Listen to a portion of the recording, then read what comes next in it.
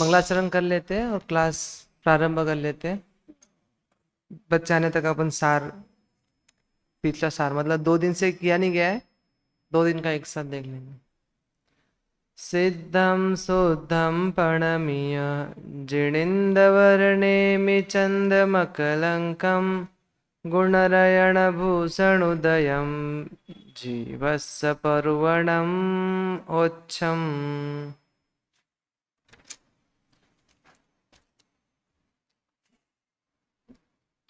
गति आगति की चर्चा चल रही है, अपन चर्चा को आगे बढ़ाएं। इससे पहले अभी अपन मनुष्य गति की चर्चा प्रारंभ कर चुके थे। तो मनुष्य गति में जो विषय अपन पढ़ चुके हैं उसे एक बार कौन बताना चाहेगा? हाँ, इसमें 2 विषय, एक तो मनुष्यों का सामान्य जो वर्णन देखा था, एक वो बताना है। उसके बाद मैं दूसरे विद्यार्थियों को खड़ा करूंगा, वो जो मनुष्य गति से गति कहाँ कहाँ जा सकते हैं इसका भी वर्णन देखा था। हाँ, कौन बताएगा? सहज।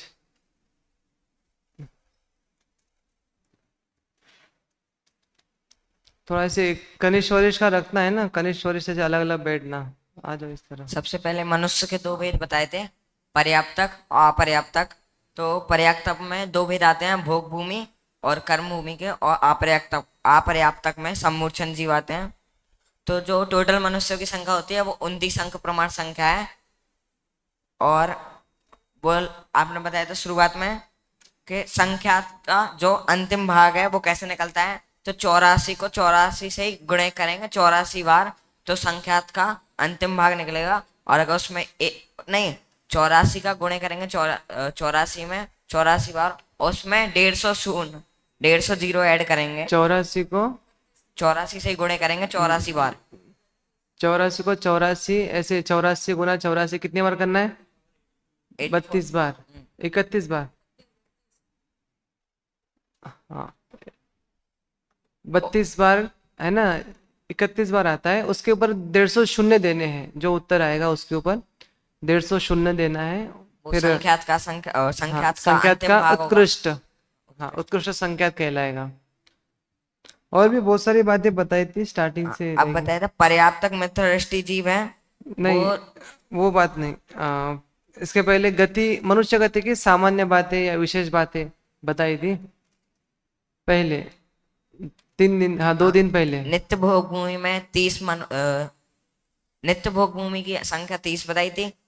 और अनित्य भोग भूमि वो उसकी 10 संख्या है। और जो कर्म भूमि है वो 170 है। और जो शाश्वत कुभोग भूमि है वो 96 कुभोग भूमि है, शाश्वत। हाँ, मतलब कुभोगुमी नाम देते हैं।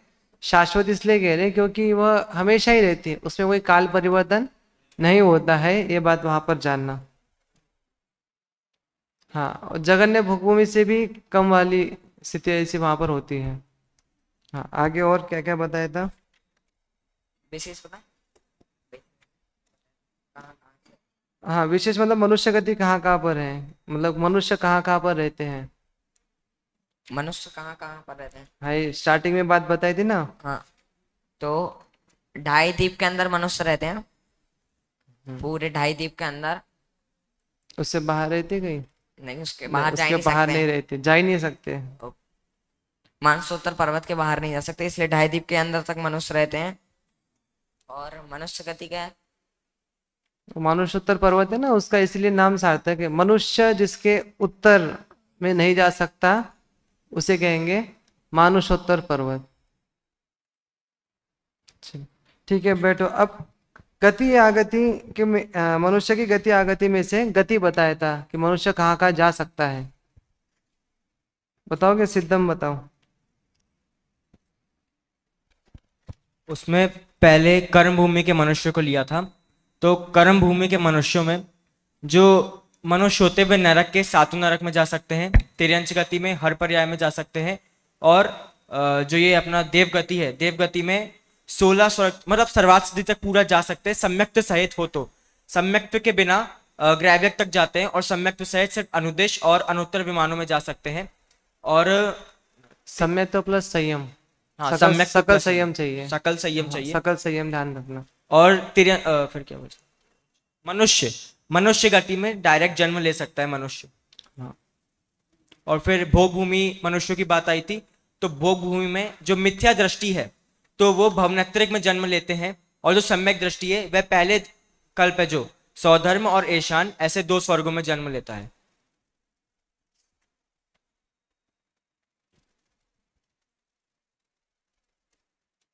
एक ऐसे गुणस्थान की अपेक्षा से बताया था कि एक एक गुणस्तर अपन आगे बढ़ते गए थे।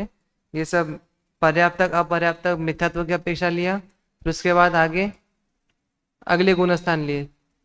चलिए एक बताइए, तीसरा गुणस्थान सर्वसामान्य प्रश्न है, तीसरा गुणस्थान की अपेक्षा से अपन गति अगति क्यों नहीं देख सकते? यहाँ भी अभी तक जितना वर्णन पड़ा उसमें तीसरे गुणस्थान की अपेक्षा वर्णन क्यों नहीं आया? वो अरिहंत बताएगा पीछे, माइक ले लो।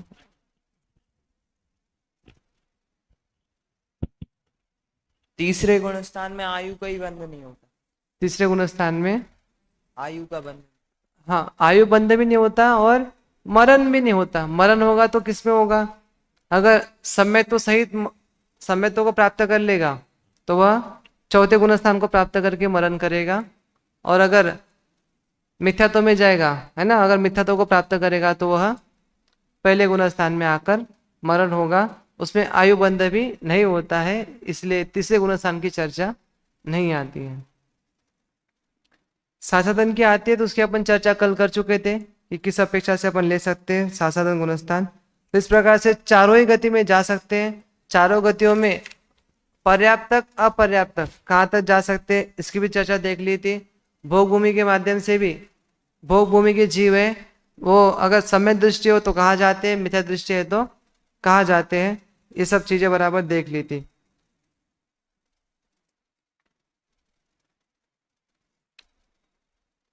अब आज अपन देखने वाले थे मनुष्य की आगति, फिर जिसके बाद अपन एक थोड़ी सी चर्चा कर लेंगे सहनन की अपेक्षा से। अपन चर्चा करेंगे सहनन की अपेक्षा से भी कौन किस गति तक जा सकता है, मतलब कौन कहाँ तक जा सकता है, स्वर्ग और नरक में ही कहाँ तक जा सकता है, वो बातें अपन पढ़ लेंगे।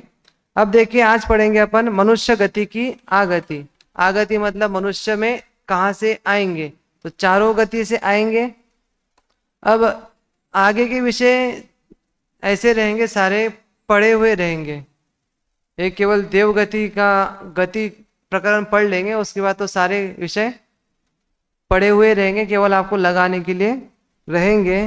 तो उस प्रकार से मनुष्य गति तिरंज गति ये बस थोड़े से अलग थे क्योंकि उनके चारों गति में जाने के नियम थे। अब नरक गति और देव गति के हैं, उनको तो केवल मनुष्य तिरंज इन दो ही गति में वे जा सकते हैं, इसलिए उनका थोड़ा सा सरल लगता था। लेकिन आगे देवगति वाला आएगा तो उसका भी बहुत बड़ा विषय रहेगा, देखेंगे, उसको भी संक्षेप करेंगे अपन। मनुष्य गति में उत्पन्न होने वाले जीव चारों ही गतियों में जा सकते हैं, चारों गति से आ सकते, क्योंकि अपन आगति पढ़ रहे हैं, है ना। चार गति सबको पता है। अब आपके पास अगर नोट लिखे होंगे नरक गति वाले तो आप नरक गति वाले नोट निकाल लीजिए, वही लगभग आपको यहाँ पर रिपीट करने पड़ेंगे अधिक से अधिक। वहां पर अपन ने तिर्यंच और मनुष्य दोनों के अपेक्षा से देख लिया था, तिर्यंच मनुष्य दोनों के अपेक्षा से देख लिया था। अब यहाँ पर कह रहे हैं कि एक केवल उसमें से मनुष्य गति हमें अलग करनी पड़ेगी जो नरक गति से आने वाले होंगे।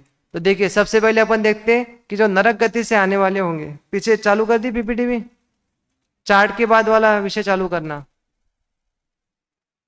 आ गया, चार्ट के बाद वाला। चार्ट तो सबको क्लियर है ना? हाँ, नरक गति से आएंगे तो सर्वसामान्य कौन से आते हैं? नरक गति से आएंगे तो एक क्लियर था ना कि मनुष्य और तिर्यंच दो गति में ही आएंगे। उसमें भी किस में आएंगे? संगी में ही आएंगे। संगी में भी कहाँ पर आएंगे? कर्मभूमि में आएंगे, और कर्मभूमि में भी क्या बनेंगे? गर्भजी बनेंगे, समूर्छन नहीं बनेंगे। ये बात क्लियर थी ना? जब मनुष्य गति में या तिरंज गति में नरक से कोई जीव आएगा तो क्या करेगा? ठीक है, अब यहाँ पर एक एक देखते हैं। नरक गति से जो जीव आएगा मनुष्य, वह क्या बनेगा? गर्भज मनुष्य ही बनेगा, समूर्छन नहीं बनेगा, समूर्छन मनुष्य नहीं बनेगा। उसके बाद नरक गति से आने वाला जो जीव होगा वह क्या बनेगा? और कर्म भूमि का ही मनुष्य बनेगा, भोग भूमि का नहीं बनेगा। उसके बाद कहां से आ सकते हैं, मतलब एक चार्ट और देखा था कि एक एक नरक भूमि से निकले हुए जीव क्या क्या धारण कर सकते, तो भी बहुत संक्षेप में यहाँ पर अपन देखेंगे, क्योंकि आप पहले पढ़ चुके हैं सब चीजें। देखिए, पहले से छठवीं भूमि तक के जीव ही क्या बनते हैं, मनुष्य बनते हैं। 7 नरक है ना, मनुष्य 7 नरकों में जा सकता है, ये पढ़ा था ना, 7 नरकों में जा सकता है। लेकिन जो मनुष्य बनेंगे वो कौन बनेंगे, पहले से लेके 6वें नरक तक के निकले हुए जीव मनुष्य बनेंगे। क्योंकि 7वें से निकला हुआ जीव क्या बनता है, क्रूर तिर्यंच बनता है और पुनः नरक में जाने वाला होता है। ये पढ़ा है ना आपने, क्या कुछ दूसरा है क्या?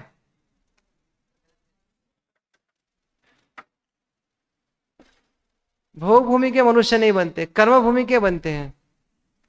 भोग भूमि में कैसे आएंगे, इसलिए कर्म भूमि के, आप डायरेक्ट लास्ट का वाक्य पढ़ रहे होंगे, बीच में भी बहुत सारे दिए हुए हैं, ठीक है।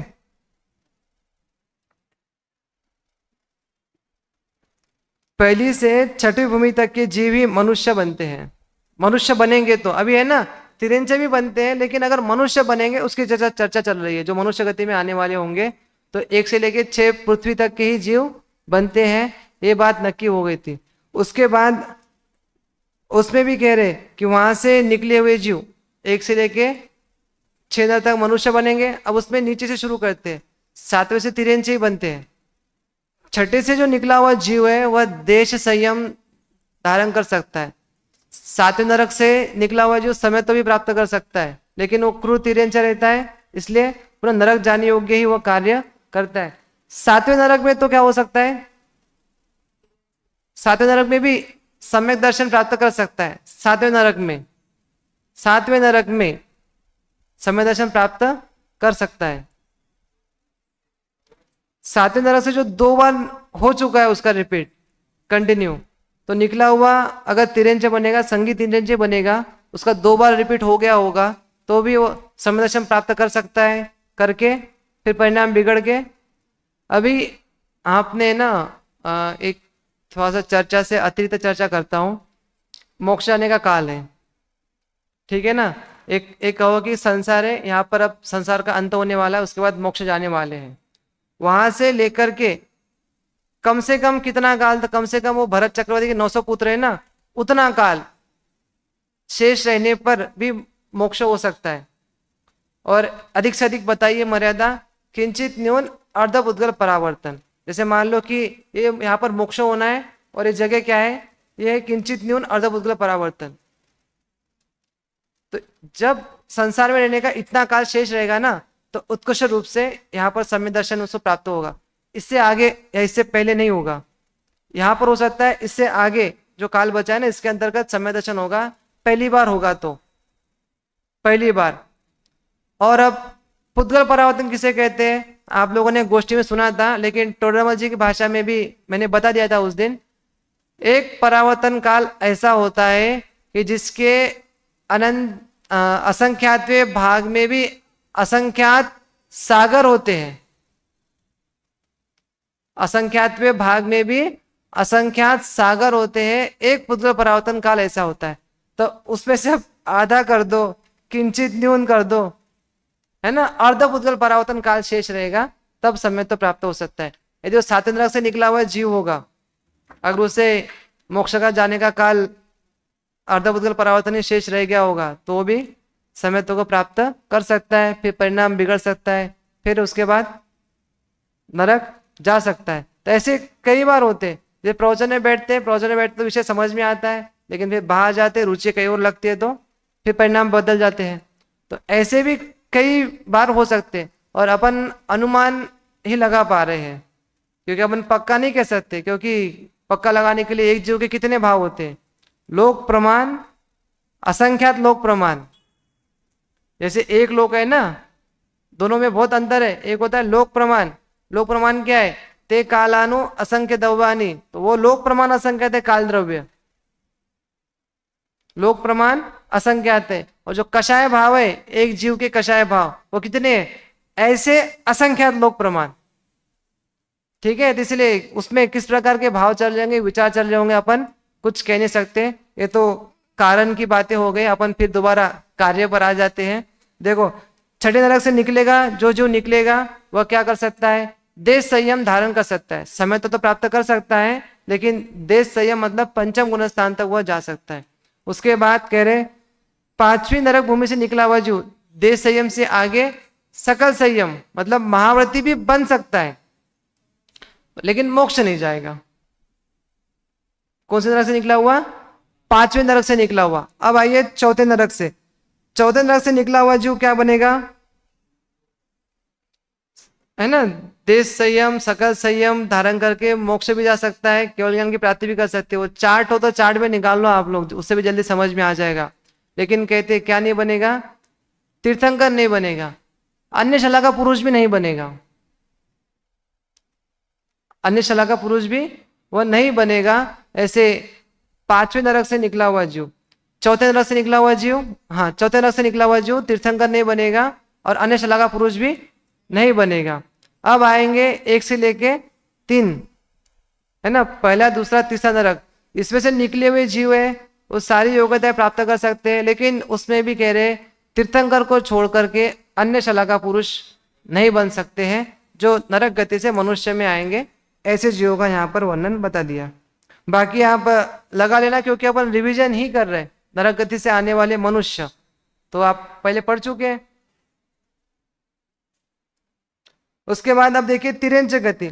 तिरंज गति में यदि वहां से मनुष्य आएगा तो एक सबसे पहले नियम पढ़ा था कि कुछ जीव ऐसे होते हैं जो उसी में ही उत्पन्न होते, तिरंज में ही उत्पन्न होते, नियम रूप से होते हैं। तो अग्नि कायिक और वायु कायिक जो जीव थे वह उसी में ही उत्पन्न होने वाले थे, तिरंज में उत्पन्न होते हैं। तो उनको छोड़ करके बाकी जो जीव है वह भी मनुष्य गति में आ सकते हैं, क्योंकि हमने देख लिया था वो 34 स्थान नोट नहीं किए होंगे किसी ने, लेकिन वो 34 स्थान आपने नाम तो सुना था ना, तो उसमें लिखा था कि ये अनंतर, है ना, पंचेंद्रिय मनुष्य बन सकते हैं और कदाचित शला का पुरुष, है ना, शला का पुरुष बन करके मोक्ष भी प्राप्त कर सकते थे। ऐसी उनकी शक्यता पॉसिबिलिटी हमने देखी थी। उसके बाद तिरंचों में नक्की हो गया कि आगामी अग्निकायिक और वायुकायिक ये तो तिरंचे में होते, इसलिए इनको मनुष्य में तो बनती नहीं है। इनको छोड़ करके शेष सभी तिरंच मनुष्य बन सकते हैं। उसके बाद संगी पंचेंद्रिय तिरंच, वह संगी पंचेंद्रिय तिरंच होते हैं। और भोग भूमि में कौन जाएंगे, भोग भूमि में असंगी तो जाते नहीं है, ये तो बता दिया था। असंगी भोग भूमि में नहीं जाते, क्यों, क्योंकि असंगी के वो पात्रदान आदि पॉसिबल ही नहीं है, वो दान कैसे देंगे, दान के उनको विकल्प ही नहीं आएंगे असंगी के, इसलिए संगी ही भोग भूमि में जाते हैं। तो भोग भूमि के मनुष्य संगी तिरंच बन सकते हैं। और शेष जो तिरंच होंगे वे कर्म भूमि के मनुष्य तो बन सकते हैं, लेकिन वो भोग भूमि के नहीं बन सकते हैं, असंगी तिरंच तक के, एक इंद्रिय से लेके असंगी तक। और उसमें भी जो 2 बताए ना, वायु कायिक और अग्नि कायिक, इनको छोड़ करके सारे। उसके बाद संगी पंचेंद्रिय तिरंच दोनों के बन सकते हैं, यहाँ पर उसका ही एक सार बता दिया।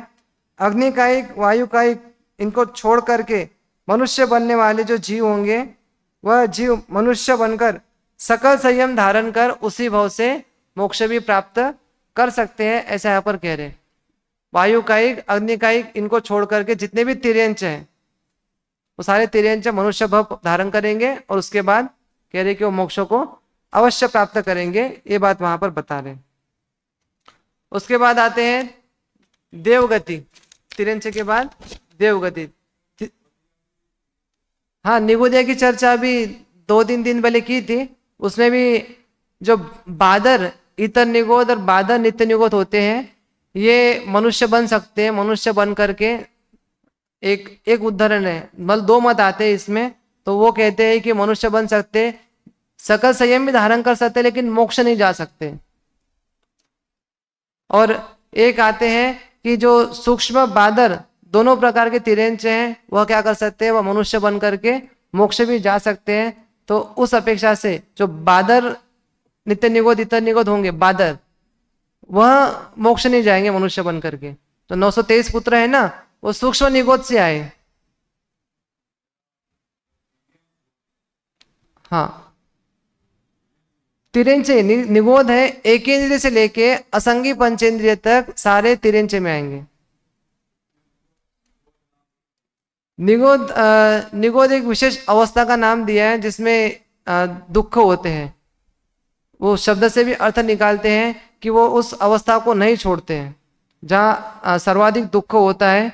अब उसकी प्रॉपर शब्द से कितनी अच्छी परिभाषा हो सकती है तो वो ग्रंथों में देखनी पड़ेगी, ऐसी मिलती नहीं है। लेकिन जहाँ सर्वाधिक दुख होते हैं, नरक गति से भी खतरनाक दुख होते हैं, ऐसा कहते हैं, उनको निगोद कहते हैं।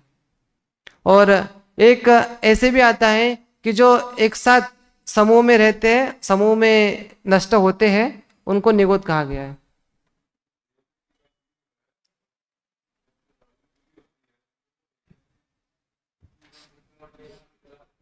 हाँ, विकल इंद्रिय में नहीं जाएगा। हाँ, विकल इंद्रिय में जाएगा, एक इंद्रिय में जा सकता है और एक इंद्रिय के बाद पंचेंद्रिय भी बन सकता है। उसके बाद अभी जो तिरेंचे के बाद देवगति, अगर देवगति से मनुष्य आएंगे, मनुष्य बनेंगे, तो वो कौन कौन से देव मनुष्य बन सकते हैं, किस प्रकार बन सकते हैं, उसकी चर्चा देखते हैं। यही अगले इसमें देवगति में भी आपको काम में आने वाला है, तो उस अपेक्षा से आप अभी समझेंगे और वहाँ कुछ विशेष बात रहेगी तो वहाँ पर भी समझ लेंगे। भवनवासी, व्यंतरवासी, ज्योतिष और वैमानिक, ये चारों प्रकार के देव है। चारों ही मनुष्य बन सकते हैं, चारों ही मनुष्य बन सकते हैं। और मनुष्य बन करके कह रहे सकल संयम में धारण कर सकते हैं और मोक्ष को भी जा सकते हैं। कौन? चारों ही, भावनात्रिक और वैमानिक, सारे ही। अब उसमें अब एक एक का देखेंगे कि कौन कितना कितना धारण कर सकता है। यहाँ पर तो सामूहिक बात बता दी।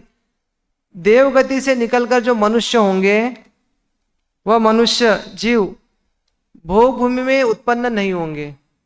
क्यों? क्योंकि भोग भूमि कहो, स्वर्ग कहो, वहाँ पुण्य के फल मिलते हैं।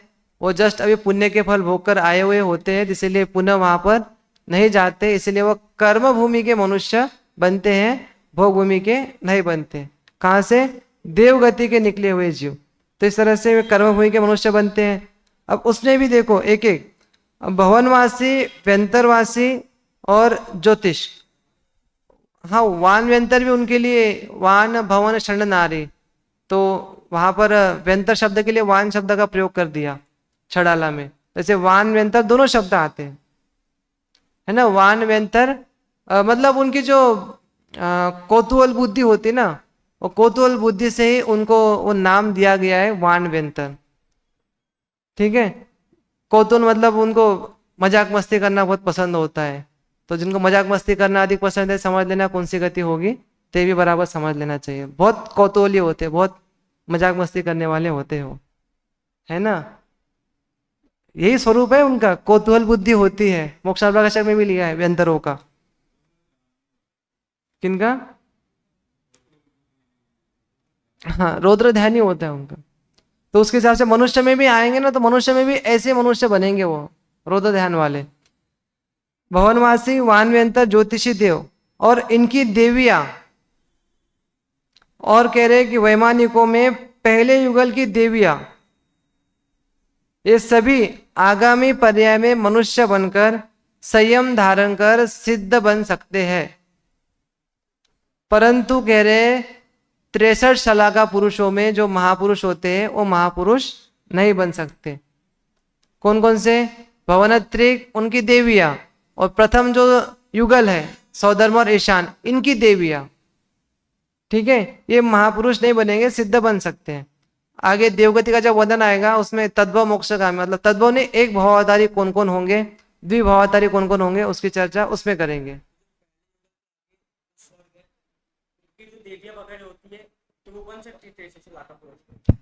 वो भी आएगा विषय, देवगति से निकलने वाले, है ना, तो उस समय कर लेंगे।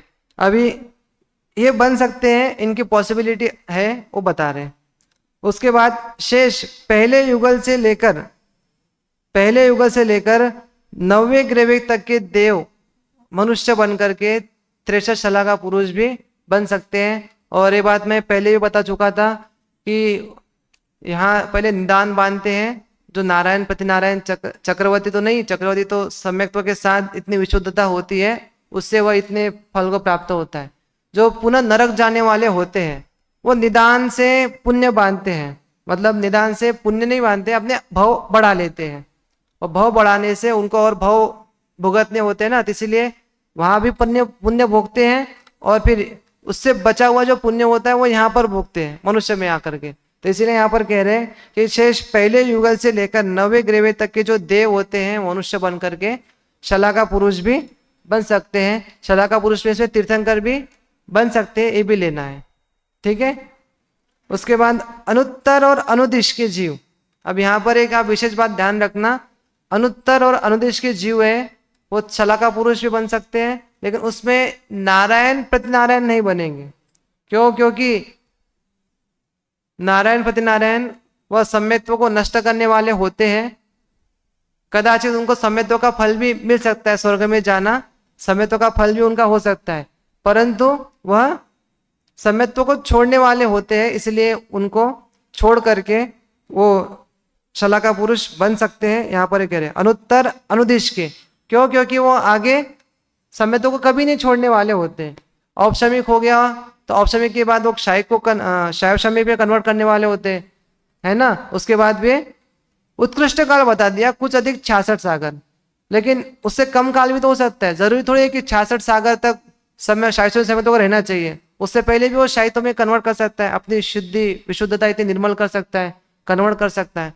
तो जो अनुत्तर अनुदिश ग्रैवेक से ऊपर वाले होते हैं वो सम्यक्त्व का वमन नहीं करते, पतन नहीं करते, ये भी अर्थ ले सकते हैं। इसलिए वो क्या करते हैं, समय तो बराबर रखते हैं और मनुष्य को धारण करके मोक्ष जा सकते हैं। उसमें भी कह रहे हैं नारायण प्रति नारायण को छोड़ करके।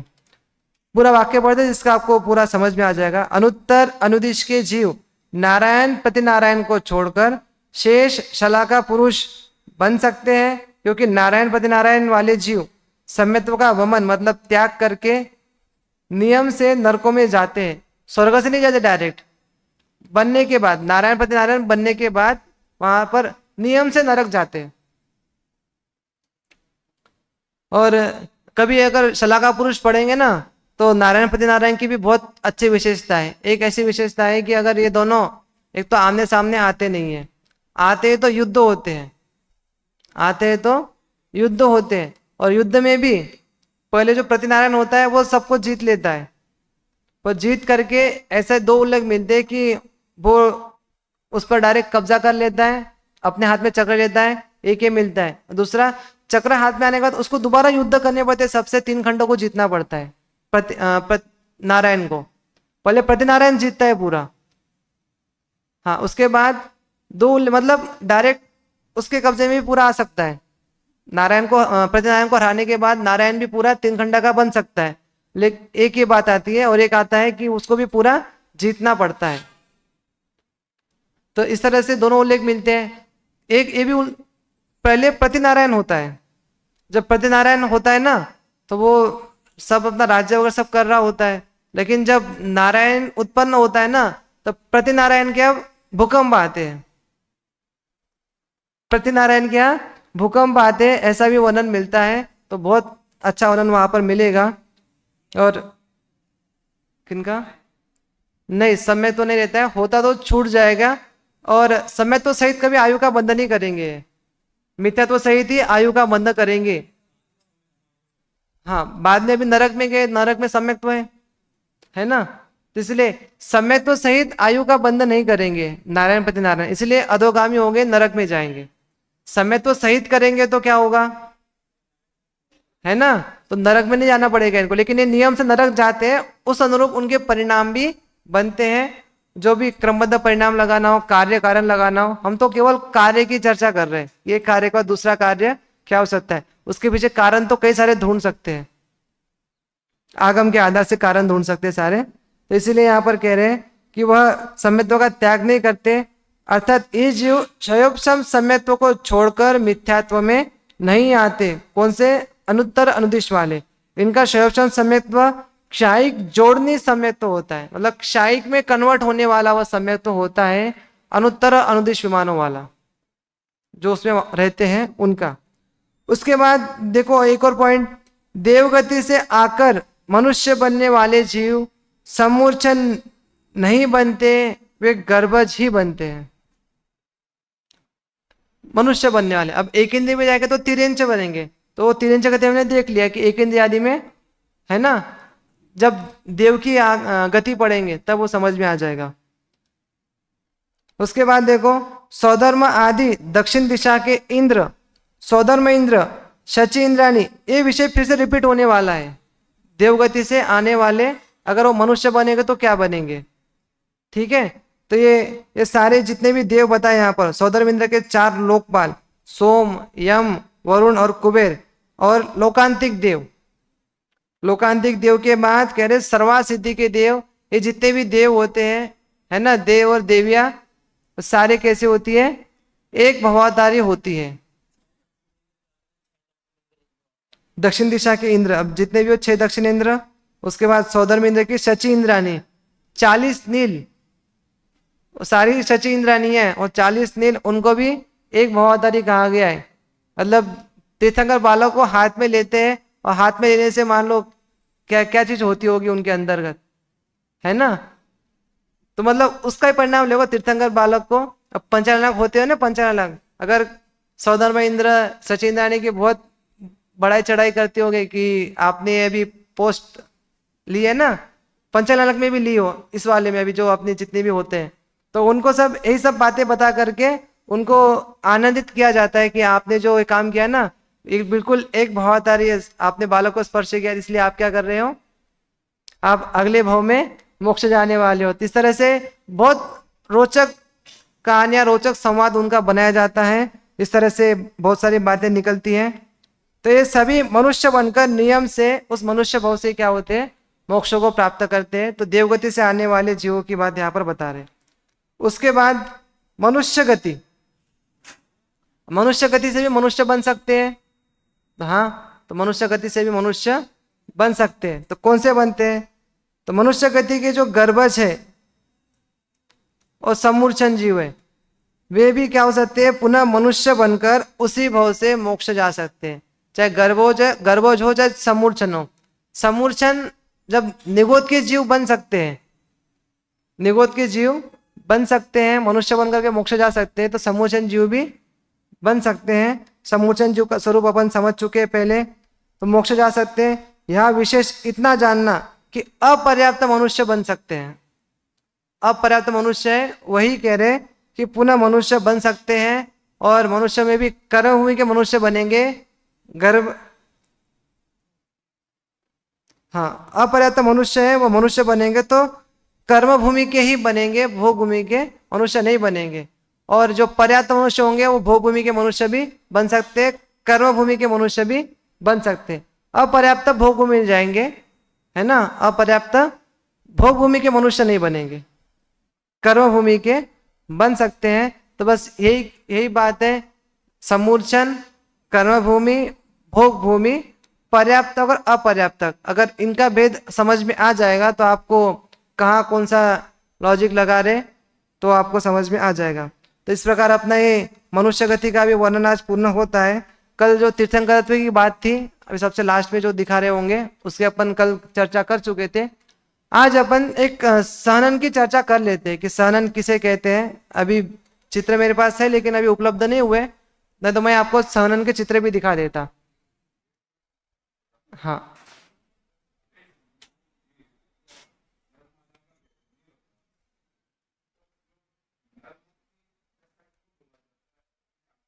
इसकी चर्चा जब मैं तत्वा सूत्र का दूसरा अध्याय पढ़ाऊंगा ना, तो उसमें जो वेद, शरीर, जन्म के प्रकारों से इसका तर्क निकलता है।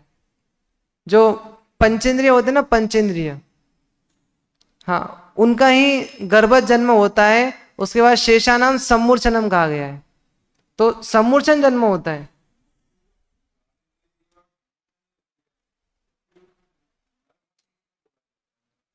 तो वो नरमक्खी कहा जाता है क्योंकि नपुंसक होते हैं। नपुंसक का ऐसा होता है कि स्त्री पुरुष दोनों के साथ रमने का भाव होता है, तो नपुंसक के साथ भी तो रमने का भाव होता है। तो इस तरह से रमने की अपेक्षा से हम कह देते हैं, रमने वाले जरूरी नहीं कि दो, अभी वर्तमान में बहुत ऐसी समस्या मिलती है कि दो जेंट्स, दो लेडीज, नहीं, मैं 5 इंद्रिय की बात बता रहा हूँ कि ऐसी वहां पर परिस्थिति देखने के लिए मिलती है, फिर वो तो समूर्छन है, नपुंसक है। नपुंसक में तो ये भाव आना स्वाभाविक है कि स्त्री पुरुष दोनों के साथ रमते हैं, नपुंसक नपुंसक के साथ भी रमते हैं। रमना उनका विषय बता रहे।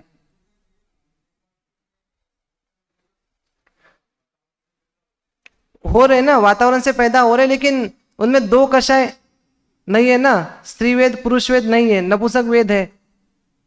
तो नपुंसक वेद का कार्य क्या होगा, भाव नपुंसक का कार्य क्या होगा? ऐसा तो नहीं है कि कषाय है और उसका कार्य नहीं होगा, कषाय का भी कार्य होगा। तो उस अपेक्षा से नपुंसक भी होगा तो उसके भी रमने के भाव होंगे। अब वो किसके साथ रम रहा है तो वो बात अलग है। वो तो आजकल अपन विज्ञान के ऊपर छोड़ रहे कि वो किसके साथ रम रहे, क्योंकि वो ज्यादा खोजबीन करते हैं। हम तो ग्रंथों की अपेक्षा से चलेंगे। जो पंचेंद्रिय का भेद होता है, और पंचेंद्रिय का भेद होता है, जन्म होता है ना, 3 प्रकार से हो रहा है। देवनारकी का उत्पाद हो रहा है, और देवनारकी के बाद जो पंचेंद्रिय हो रहे, जो तिर्यंच और मनुष्य है ना, उनका 3 प्रकार से जन्म हो रहा है, जरायुज, अंडज और गर्भज। ये 3 प्रकार का जन्म हो रहा है, और ये पंचेंद्रिय का ही हो रहा है। अंडे से भी जो निकल रहा होगा वो पंचेंद्रिय होगा। साइंस कहता है कि सांप के कान नहीं होते, लेकिन वो अंडे से निकल रहा है, इस अपेक्षा से वह पंचेंद्रिय है। ठीक है, अब सांप को भाव नहीं होता, तो आज रात्रि में सांप भी क्या करेगा, रक्षा करेगा। रक्षा करने का भाव कैसे आ गया? तो ये सब चीजें हैं, दोनों भी बातें आपको से मतलब लिंक करने पड़ेंगे। तो इसलिए वो भी अध्ययन होना चाहिए कि जन्म का प्रकार है, जन्म के प्रकार से, और फिर किसमें कितने कषाय भाव हो सकते हैं। ये सब जैन धर्म की अपेक्षा से बायोलॉजी है। फिर इसकी चर्चा थोड़ा बाद में भी करेंगे। अभी सहनन, थोड़ा सा समय है तो सहनन की अपेक्षा से अपन देख लेते हैं। 6 प्रकार के सहनन होते हैं। सहनन मतलब एक मोटा मोटा मैं आपको बता दूं, एक संस्थान होता है। संस्थान मतलब होता है आकार, शरीर का जो आकार विशेष बन रहा है उसे कहेंगे सहनन, सॉरी संस्थान। और सहनन मतलब होता है अंदर की जो बनावट, मजबूती जिसे कहते हैं, वो सहनन है ना। सहनन से ही सहन शक्ति ये शब्द बना है। सहन शक्ति कितनी है अंदर की, तो वो कहलाता है सहनन। तो ये 6 प्रकार के होते हैं कि जिसके उदय से हाड़ों के बंधनों में विशेषता पाई जाती है। इस अपेक्षा से भी अपन देखने वाले कि कौन से सहनन वाला कहाँ तक जा सकता है, ये चीज अपन देखने वाले। तो हाड़ों के बंधनों में विशेषता पाई जाती है, उसे क्या कहते हैं, सहनन। बहुत सारे होते हैं, टेबल से भी गिर जाए तो क्या हो जाता है, हाथ टूटना हो जाता है ना, टूटना होता है, फ्रैक्चर होता है। सीढ़ी पे पैर रख रहे, एक पैर अगर गलती से इधर उधर पड़ गया तो क्या होता है, पैर फ्रैक्चर हो जाता है ना। तो इसी तो कह रहे हीन सहनन। पहले सहनन ऐसे थे कि तलवार मारो तलवार टूट जाए, देखे ना आपने वीडियो, ऐसे तलवार मारो तलवार टूट जाएगी। तो ऐसे मजबूत सहनन होते हैं, उनकी बात है। तो अपन एक एक देख लेते हैं। सबसे बहुत मजबूत वज्र ऋषभ नाराज सहनन, जिसका शरीर वज्र का बना हुआ होता है। शरीर वज्र का नहीं होता, शरीर तो औदारिक होता है, लेकिन उस औदारिक शरीर में इतनी योग्यता रहती है कि उस पर वज्र का भी प्रहार किया जाए, वज्र टूट जाए, है ना। ऐसा वह सहनन होता है, उसे कहते हैं वज्र ऋषभ नाराज सहनन। उसके बाद वज्र नाराज, उससे थोड़ी सी कम क्वालिटी जिसमें होती है, इसमें हाँ, एक काल के हिसाब से भी कम कम होता जाता है, और समय समय पर जिसका जिससे पुण्य का उदय होता है तो उसके हिसाब से भी वो प्राप्त होता रहता है। सब पुण्य पाप का खेल है। आपने अगर शुभ नाम कर्म प्रकृति का बांधी होगी तो शुभ नाम कर्म आएगा, और अशुभ बांधी होगी तो अशुभ। उधर नहीं देखना, जिसको उनके साथ जाना हो वो देख लो उधर। आप इधर ध्यान दो सभी। नाराज किसे कहते हैं, नाराज कहते हैं कि जिसके हाड़ होते हैं ना, हाड़ में जॉइंट लगे हुए हो। जैसे अभी अपने हैं ना, अपने कौन से हैं, जॉइंट लगे हैं ना।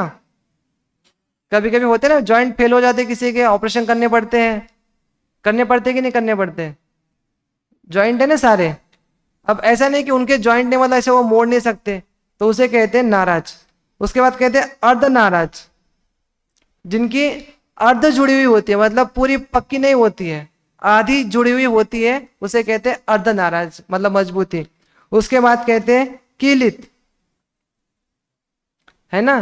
कीलित मतलब वो जो नसें वगैरह होती है ना, वो नसों से ही ऐसे बांधे हुए होते हैं, नसों में उलझे हुए होते हैं, और उसके कारण उनकी मजबूती रहती है। और मजबूती कितनी होती है? बहुत कम होती है, तो वो कहलाते हैं कीलित। और एक लास्ट वाला होता है असंप्राप्त सुरपाटी का। इसका मैं उदाहरण से समझाता हूँ। उंगली खींच लो ना तो उंगली निकल जाए, जो रबड़ के आते हैं ना, वो है ना गेम आते हैं, क्ले नहीं कह रहा हूँ मैं, वो स्टैचू वगैरह जो भी आते हैं, स्पाइडरमैन वगैरह जो ऐसे बने हुए आते हैं प्लास्टिक के, उसका कैसे अपन डॉल वगैरह होते हैं, उसका हाथ खींचते तो हाथ निकल जाता है। तो ऐसा जो सहनन होता है उसे कहते हैं असंप्राप्त श्रुपाटिका, श्रुपाटिका, श्री पाटिका। ठीक है, अब ये 6 सहनन होते हैं। अब इन 6 सहनन के हिसाब से वो जीव कहाँ कहाँ जा सकते हैं उसका अपन थोड़ा सा मोटा मोटा देख लेते हैं, जिससे आपको पता चल जाएगा। नहीं, ये सहनन जिनके होते हैं, या थोड़ा सा अपन ऐसा समझ लो कि अभी तक अपन कार्य कार्य पढ़ रहे थे, एक के बाद दूसरा कार्य, लेकिन कारण, एक कार्य के होने में अनेक कारण होते हैं ना, एक कार्य के होने में अनेक कारण होते हैं, तो उसमें एक सहनन भी एक कारण होता है, आयु भी एक कारण होता है। और इससे काम चल जाएगा क्या? आपके भाव कर्म का कार्य नहीं होना चाहिए, तो कह भाव कर्म का भी एक कार्य होता है। जैसे जैसे आप कर्म करोगे उसके हिसाब से, है ना, तो भाव कर्म भी एक कारण है। ऐसे 4 कारण तो वहां पर बता दिए, अल्पारंभ परिग्रहत्वम, नारकस्यायुषा, एक वो भी कारण बता दिए, सॉरी, अल्पारंभ परिग्रहत्वम मानुष्यस्य, और भवारंभ परिग्रहत्वम नारकस्यायुषा, ये सब बता दिए ना, कारण बताए ना। चलो अब 6 सहनन है, ये भी एक कारण है, थोड़ी सी कारण की चर्चा भी कर लेते हैं। जो पहले 6 सहनन है, पहले 6 मतलब पूरे 6 सहनन वाले जीव है, वह स्वर्ग में जाएंगे तो कहां तक जाएंगे, नरक में जाएंगे तो कहां तक जाएंगे, इस अपेक्षा से दोनों आप लिख लीजिएगा। 6 सहनन वाले जो जीव हैं वह 8वें स्वर्ग तक जा सकते हैं। हाँ, मतलब 6वां सहनन, ठीक है, 6वां सहनन वाले जो जीव है वह कहां तक जा सकते हैं? अधिक से अधिक अगर पुण्य करेंगे, मंद कषाय रखेंगे भी, तो कहां तक जा सकते हैं? 8वें स्वर्ग तक जा सकते हैं। हाँ, नहीं, स्वर्ग जाएंगे तो स्वर्ग के जाने योग्य परिणाम करना पड़ेगा, आयु बांधनी पड़ेगी, उसके बिना नहीं जा पाएंगे। ठीक है, आया क्या? चलिए, नहीं चार्ट में नहीं है, दिया है क्या? उसके बाद नरक में जाएंगे तो कहां तक जा सकते हैं? तो पहले 3 नरक तक वो जा सकते हैं। कौन से? 6ठे सहनन वाले। अब उसके बाद कह रहे हैं कि पहले 5 सहनन वाले, जो पहले 5 मतलब 1 से लेके 5 सहनन, प्रथम 5 लिखा है मेरे पास, ऊपर से देखते हैं। श्रुपाटिका सहनन वाले जीव देवगति में उत्पन्न हो तो पहले युगल से चौथे लांत युगल तक जा सकते हैं, मतलब भवनात्रिक में तो जा ही सकते हैं। छठा सहनन, अच्छा इन्होंने गुणस्थान के हिसाब से कर दिया है। मैं गोमर सार गाता है 29 से लेकर 31 तक, ठीक है, यहां से मैच कर लेना, अपन बोलेंगे, थोड़ा समय अपना हो सकता है 5 मिनट अधिक। छठा जो सहनन होगा वो कहां तक जा सकता है, ध्यान रखो, कहां तक जाएगा? स्वर्ग में 8वें तक जाएगा, और नरक में पहले 3 तक जा सकता है। ठीक है, उसके बाद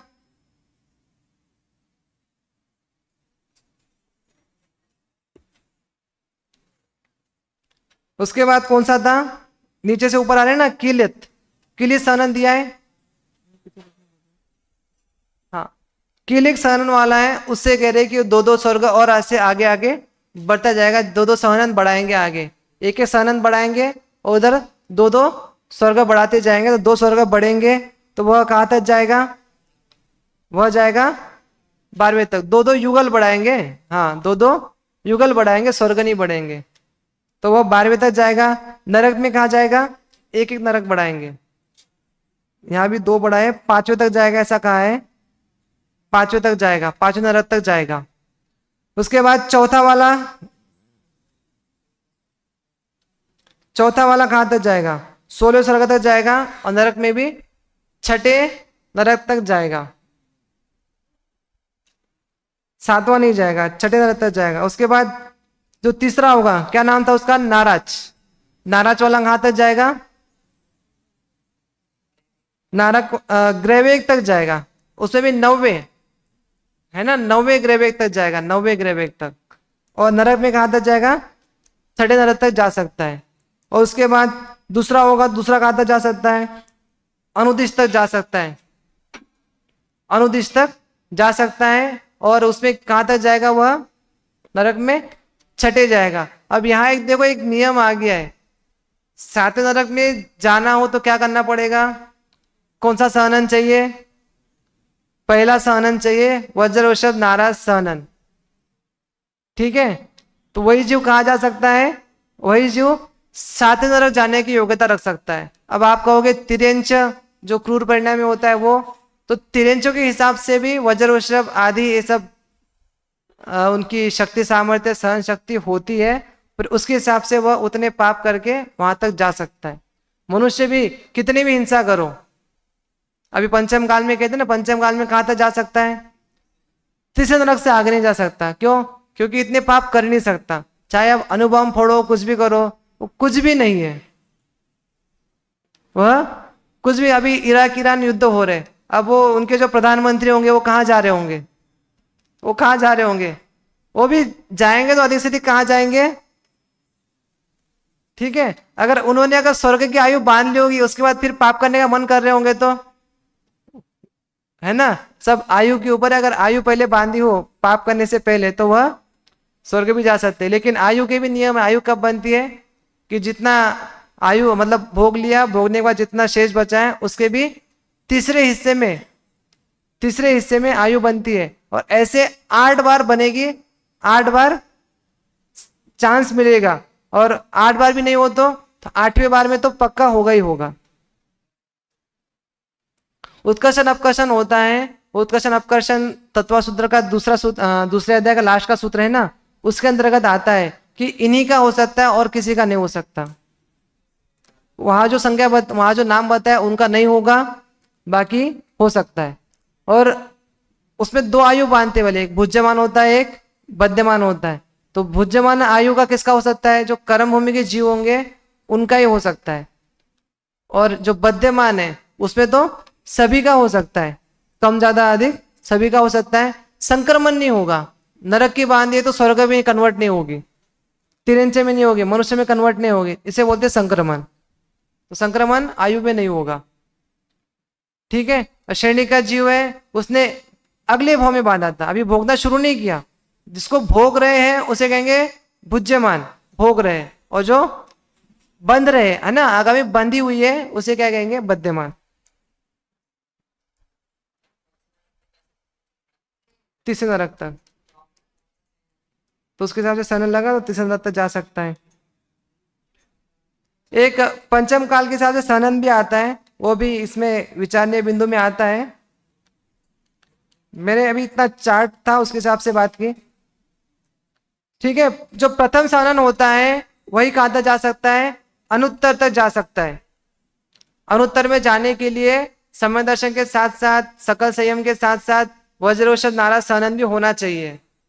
अब बताओ, हम तो कहते हैं कि सकल संयम के साथ डायरेक्ट वहां उत्पन्न होगा, लेकिन उत्पन्न होने के लिए सहनन वज्रवृषभ नाराज सहनन भी चाहिए, तब जाके वहां जाने जितना पुरुषार्थ कर पाएंगे, नहीं तो नहीं भी होगा। वर्तमान में तो एक लिमिट बनानी गई, वर्तमान में इतनी योग्यता है, क्योंकि उससे ऊंचे परिणाम या फिर इतने तीव्र परिणाम कहो वह मंद परिणाम नहीं हो सकते जीव के, चाहे पंचम काल हो, कलयुग बोल दो, लेकिन फिर भी कह रहे कि 7 नरक जाने जितना पाप नहीं करेगा और सर्वार्थ सिद्धि जाने तक इतनी विशुद्धता भी नहीं होगी। ग्रहवेग जाने की विशुद्धता नहीं होगी, ग्रहवेग जाने के लिए जो विशुद्धता चाहिए ना, पुण्य बंध चाहिए, वो भी नहीं होगा। 16 स्वर्ग तक ही जा सकता है अपना सहनन। एक आप थोड़ा सा अनुमान से लगा लो कि इतनी कमजोरी है, उसके हिसाब से ऐसे तो कहते हैं कौन सा किली सनन। देखो ये भी जो शास्त्रों में जितना वर्णन दिया ना, उस वर्णन के हिसाब से पूरा नक्की करना बहुत कठिन है। पहले पूरे नामकरण की प्रकृतियां आपको पढ़नी पड़ेगी। जो सनन के अलग अलग जगह पर अलग अलग वर्णन मिलते हैं उन सबको एकत्रित करके फिर जो सामूहिक वर्णन होगा उसके हिसाब से फिर नक्की कर पाएंगे कि किसका सनन है। ऐसे बताने के लिए डायरेक्ट बता भी देते कि ये वर्णन है। एक जो कालचक्र का वर्णन आता है ना, उसमें बोलते हैं कि ऐसा सनन होगा, ऐसा आकार होगा, तो उसके हिसाब से वो भी बराबर समझ लेना चाहिए। यहाँ दिया है क्या? नहीं, अभी अपना सनन कौन सा है बताया गया यहाँ पर। हाँ, तो मैंने जो कहा है ना कि पूरा वर्णन होगा उसके हिसाब से करना पड़ेगा। हाँ, अंतिम 3 सनन हो सकते हैं। अंतिम 3 में से अब कौन सा है? ये तो मैंने पहले ही कहा कि अलग जगह अलग अलग परिभाषा मिलती है, उसको आधार बना करके फिर जो नक्की कर सकते हैं तो उसमें से अपन परफेक्ट बता पाएंगे कि यही सनन होता है। 3 हो सकते हैं। अब 3 हो सकते हैं तो उसके हिसाब से वो जाने की अपनी मर्यादा भी होगी। पंचम काल, कालचक्र में वर्णन मिल जाएगा, जो बहुत सारे लंबे चार्ट मिल जाते हैं ना कि इस काल में ये चीजें पाई जाएगी, तो उसमें सनन का वर्णन भी मिल जाएगा, संस्थान का भी मिल जाएगा।